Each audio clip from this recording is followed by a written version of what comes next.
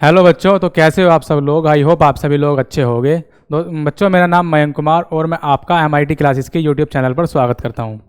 आज मैं आपको मैथ की क्लास पढ़ाऊंगा और आज देखने वाले हैं अपन की क्या मैथ के अंदर क्या क्या चीज़ें हैं। और आज हम बिल्कुल बेसिक से स्टार्ट करने वाले हैं, जिससे कि आपको जो चीज़ें हैं अच्छे से समझ में आ जाए। तो चलिए आज की क्लास को स्टार्ट करते हैं। पहला चैप्टर जो आपकी क्लास 9th के अंदर है वो है संख्या पद्धति, यानी कि नंबर सिस्टम इसे इंग्लिश में बोलते हैं। और इसके अंदर हम कुछ बेसिक सी संख्याएं पढ़ने वाले हैं। आज की हमारी जो पहली संख्या है वो है प्राकृतिक संख्या, जिसे हम प्राकृत संख्या भी बोलते हैं। प्राकृत संख्या इंग्लिश में इसे नेचुरल नंबर बोला जाता है। इंग्लिश में बोला जाता है इसे नेचुरल नंबर। ठीक, इंग्लिश में इसे नेचुरल नंबर बोला जाता है। प्रत्येक वर्ड जो भी मैं हेडिंग वगैरह यहाँ पर लिखूंगा उसका आपको इंग्लिश वर्ड आना बहुत ही ज़रूरी है, क्योंकि मान लो एग्ज़ाम के अंदर कहीं लिखा हुआ आ गया नेचुरल, नेचुरल, मान लो यूं हिंदी में लिखा हुआ आ गया इंग्लिश का वर्ड नेचुरल। अगर आपने हर एक वर्ड का इंग्लिश वर्ड पढ़ा होगा तो आपको ये नेचुरल लिखा हुआ अच्छे से समझ में आ जाएगा, वरना आप जो ये क्वेश्चन है ऐसा ही छोड़ जाओगे। ठीक, तो आपको हर एक वर्ड का इंग्लिश वर्ड आना बहुत ही ज़रूरी है। आज की पहली संख्या प्राकृत संख्या, जिसे इंग्लिश में बोलते हैं नेचुरल नंबर, इसे डिनोट किया जाता है एन से। ठीक, इसे डिनोट किया जाता है एन से। स्टार्ट कहाँ से होती है? ये स्टार्ट होती है जीरो से। इसे नहीं, जीरो से नहीं, वन से स्टार्ट होती है। ये वन से 1 2 3 4 और आगे तक बढ़ती जाती है। कहाँ तक जाती है? अनंत तक। ठीक है, प्राकृत संख्या इंग्लिश में नेचुरल नंबर बोलते हैं, डिनोट एन से करते हैं और स्टार्ट होती है एक से और आगे तक चलती जाती है। इसकी जो थ्योरी देने वाला गणितज्ञ था वो था पाइनोस। इसकी जो थ्योरी दी थी वो थी पाइनोस ने। ठीक है, पाइनोस ने क्या कहा था? वे संख्याएं जिनके द्वारा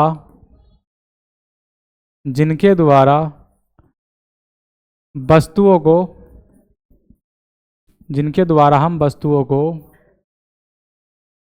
गिना जा सकता है।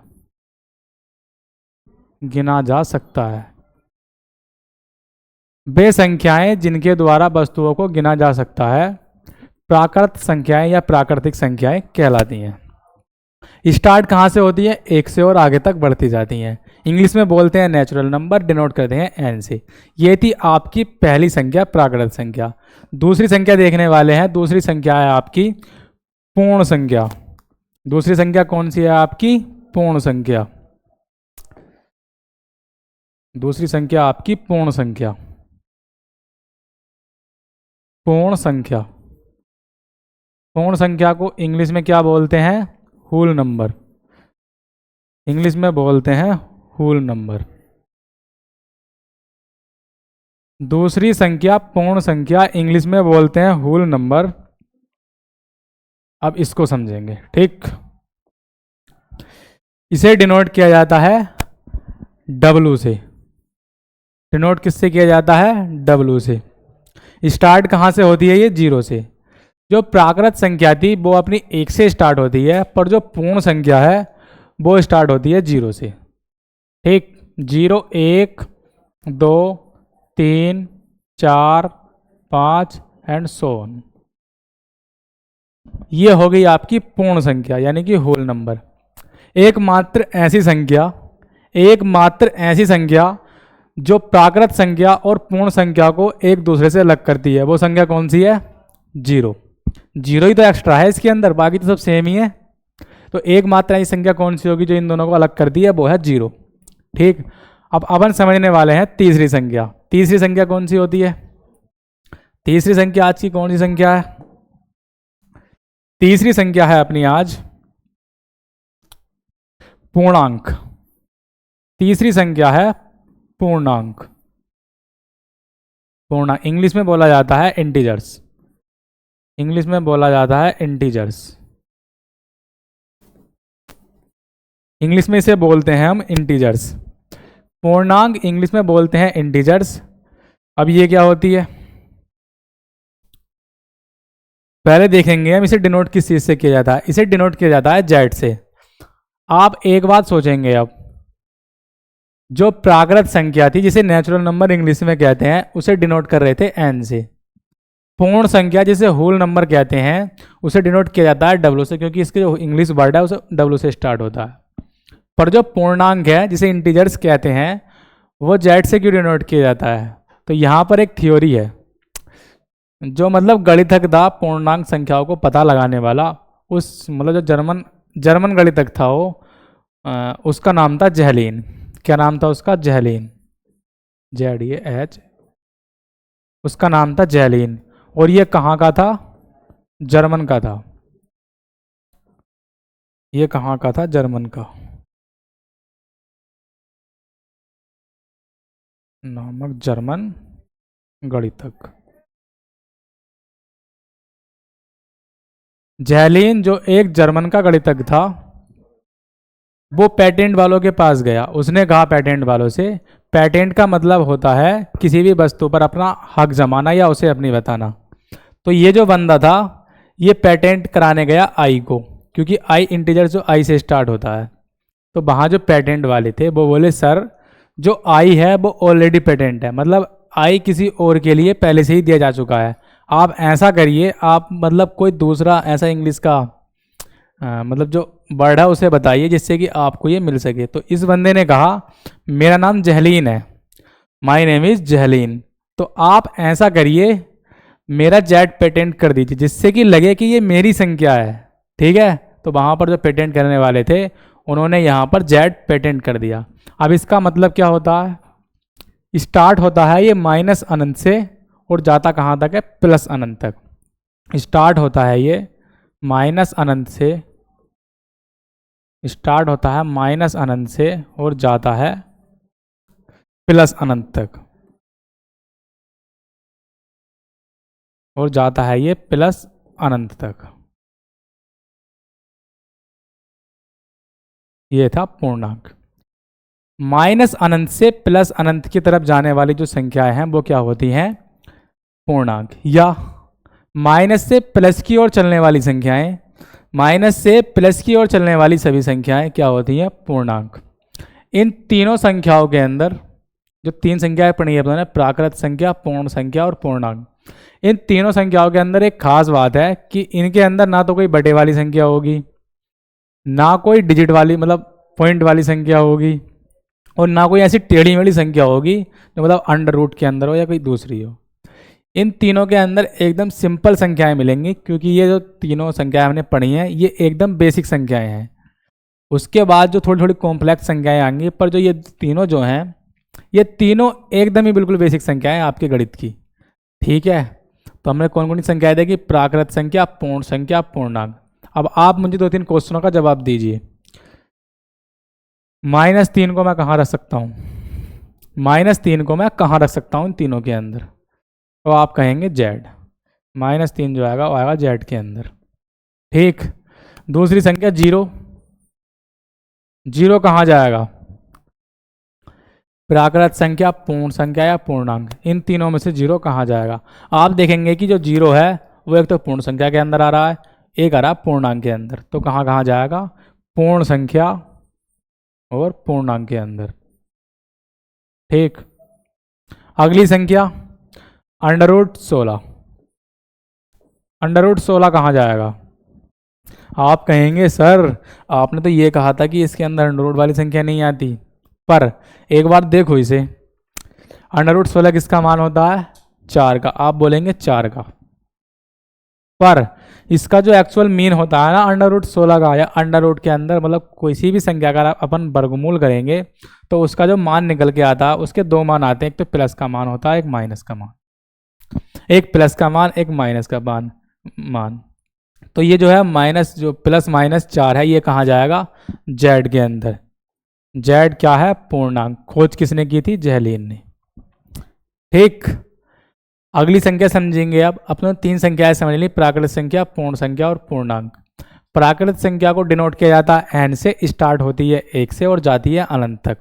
पूर्ण संख्या जिसे इंग्लिश में होल वर्ड कहते हैं होल नंबर कहते हैं। स्टार्ट होती है 0 से और जाती है अनंत तक। पूर्णांक जिसे इंटीजर्स इंग्लिश में कहते हैं स्टार्ट होती है जेड से, क्योंकि जेलिन ने इसकी खोज की थी। स्टार्ट होती है ये माइनस अनंत से और जाती है प्लस अनंत तक। आ गई तीनों संख्याएं समझ में।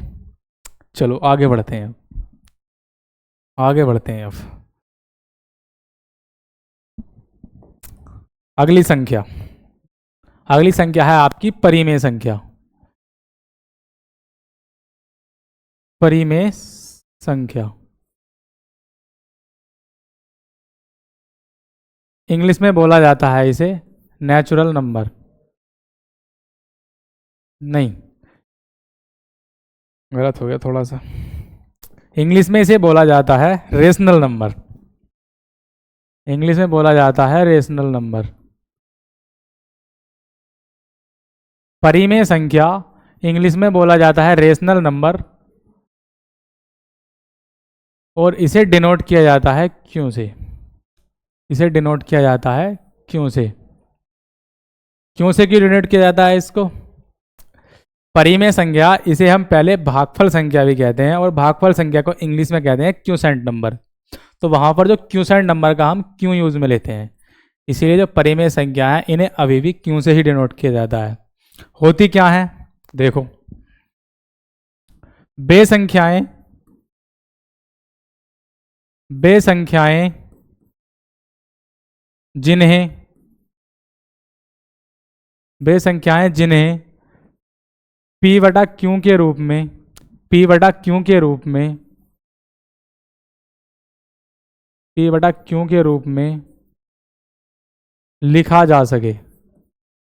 बेसंख्याएं जिन्हें p बटा क्यू के रूप में लिखा जा सकता है, परिमेय संख्याएं कहलाती हैं। अब आप बोलेंगे यहां पर p और q क्या है, p और q क्या है, समझो। p belongs to, p belongs to z, क्योंकि माइनस की संख्या भी हो सकती है इसमें।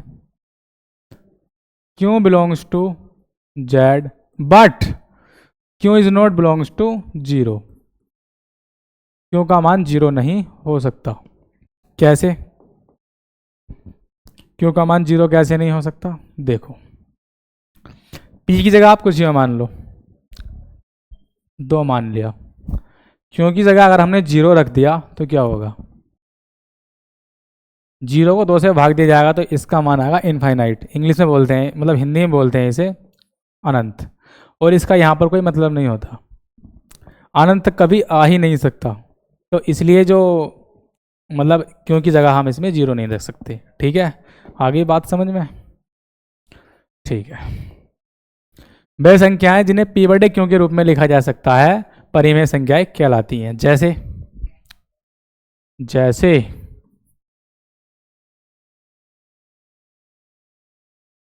जैसे 3/4 परिमेय संख्या क्योंकि p बटे क्यों के रूप में है। 5/6 ये भी परिमेय संख्या है। 7/8 ये भी परिमेय संख्या है। 5/8 ये भी परिमेय संख्या है। 4 ये भी परिमेय संख्या है। आप बोलोगे सर कैसे, ये तो p बटे क्यों के रूप में नहीं है। पर आपको पता है यहाँ पर हम 4 के बटे में 1 लिख सकते हैं, और होता भी ऐसा ही है वैसे, पर हम 1 को बटे में लिखते नहीं है क्योंकि इसका कोई मतलब निकल के नहीं आता। तो आप देख रहे हैं ये p बटे क्यों के रूप में है, ये भी एक परिमेय संख्या है। अगली -1/6 ये भी परिमेय संख्या है। √16 ये बताओ ये भी परिमेय है या नहीं? ये भी परिमेय है क्योंकि इसके बटे में हम 1 मान सकते हैं, और इसका मान क्या हो जाएगा +/4/1। तो ये भी एक परिमेय संख्या है, ये भी एक परिमेय संख्या है। √16 1/√36 ये भी परिमेय संख्या है। √9 ये भी परिमेय संख्या है क्योंकि इसका मान है +/3। ठीक। √2 ये परिमेय संख्या नहीं है क्योंकि आप इसे और आगे सोल्व नहीं कर सकते। अगर आप सोल्व करेंगे ना तो इसका जो मान आता है वो आता है 1.4142 और सो ऑन। इसका मान ये आता है जो मतलब इसका जो क्राइटेरिया है इसको फुलफिल नहीं कर पाती है, इसलिए अंडर रूट 2 परिमेय संख्या नहीं, ये है अपरिमेय संख्या जो अपन अभी आगे डिस्कस करने वाले हैं। ठीक है, तो जो अंडर रूट 2 है वो एक परिमेय संख्या नहीं है। अगला पॉइंट, अगला पॉइंट,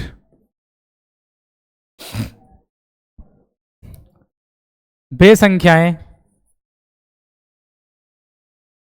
बेसंख्याएं जिनका दशमलव प्रसार, जिनका दशमलव प्रसार, जिनका दशमलव प्रसार शांत या समान आवृत्ति का हो, जिनका दशमलव प्रसार समान, शांत या समान आवृत्ति का हो, वो संख्या क्या होती हैं? परिमेय संख्याएं।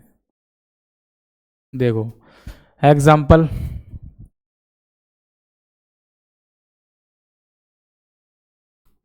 एग्जाम्पल लो आप इसका 6/7, 6/7। एक बार सोल्व करके देखेंगे इसे पूरा जहां तक भी जा पाएगा। 0 पॉइंट लगाया, 7/8 56, 7/8 56, कितना बचा? 4, कितना हो गया? 40, 7×5 35, कितना बचा? 5, 7×7 49, कितना बचा? 1, 7 का ना 7, कितना बचा? 3, 7×4 28, कितना बचा? 2, 7×2 14, 7×2 14, कितना बचा? 6, 7×8 56। आप देखोगे बार बार रिपीटेशन होगा, बार बार रिपीटेशन होगा। ठीक, कितना भी सोल्व कर लो आप इसे, यही संख्या बार बार रिपीट होती जाएगी। तो आप देखोगे आप 8 5 7 1 4 2, 8 5 7 1 4 2, 8 5 7 1 4 2, तो ये भी एक परिमेय संख्या है। अगला एग्जाम्पल 6/5, सोल्व करो इसे, 5 ही का ना 5, कितना बचा? 1, 5×2 10। ठीक, आप देखोगे दशमलव के बाद इसमें ना तो रिपीटेशन हो रहा, तो मतलब एक तरीके से ये शांत हो गई, मतलब कट गई है। इसके हम बाद अब जो आएगा इसमें 0 0 आएगा, वो लिखा नहीं जाता पॉइंट के बाद। तो जो 5/6 है ये भी एक परिमेय संख्या है। एक एग्जाम्पल और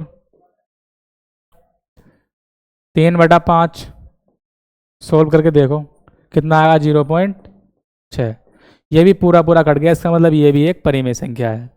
ये जो एग्जाम्पल था इसका मतलब था जिसमें समान आवृत्ति हो, पर जो ये वाले एग्जाम्पल हैं दोनों, ये जो है ये है जिसका दशमलव प्रसार शांत हो, मतलब एक तरीके से इनका दशमलव प्रसार रुक गया। ठीक,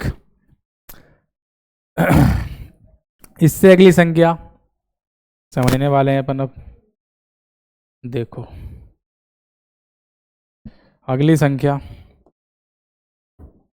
अपरिमेय संख्या, अगली संख्या है अपरिमेय संख्या।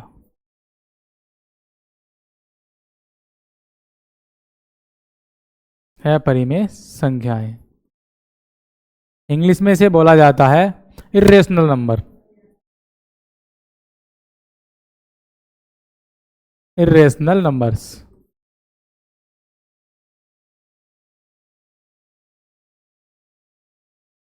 इंग्लिश में इसे बोला जाता है इर्रेशनल नंबर्स। ठीक, देखो बेसंख्याएं, बेसंख्याएं जिन्हें p/q के रूप में,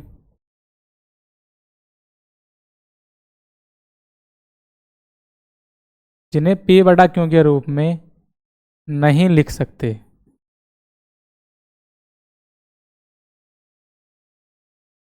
जिन्हें p/q के रूप में नहीं लिखा जा सकता। ठीक है, अपरिमेय संख्याएं कहलाती हैं। अपरिमेय संख्याएं कहलाती हैं। एग्जाम्पल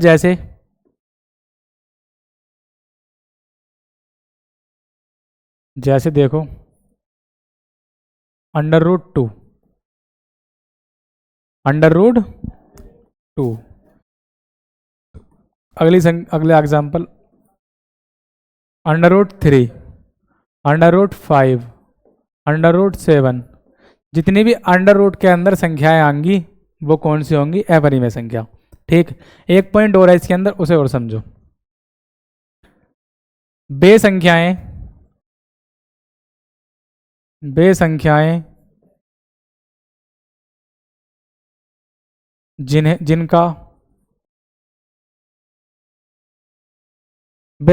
जिनका दशमलव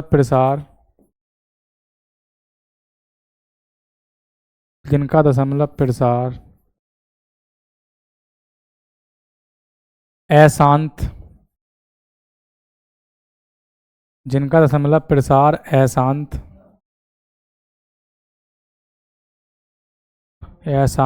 व असमान आवर्ती का हो। असमान आवर्ती का हो।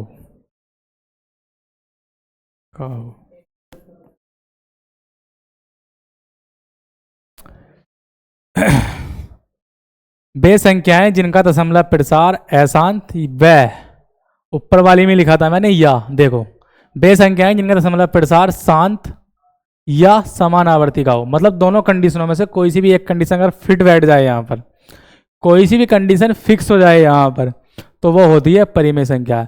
पर इसके अंदर दोनों कंडीशन फिक्स बैठनी चाहिए, तभी ये अपरिमेय संख्या होगी। जैसे एक √2 का मान देखो कितना होता है, 1.414285 पर अगर आप इसे आगे सॉल्व करोगे तो इसके बाद कोई रिपीटेशन नहीं होगा, और अशांत भी होगी। रिपीटेशन नहीं होगा, उसके बाद भी मतलब जितना भी आप इसे कैलकुलेट कर लो, इसका कभी भी पूरा सॉल्यूशन नहीं होगा। ठीक, तो इस प्रकार की जो संख्याएं हैं वो होती हैं अपरिमेय संख्याएं। अब मैं आपके आगे कुछ 4-5 क्वेश्चन रखने वाला हूं, उसका आंसर आपको कमेंट में आंसर करना है, ठीक है?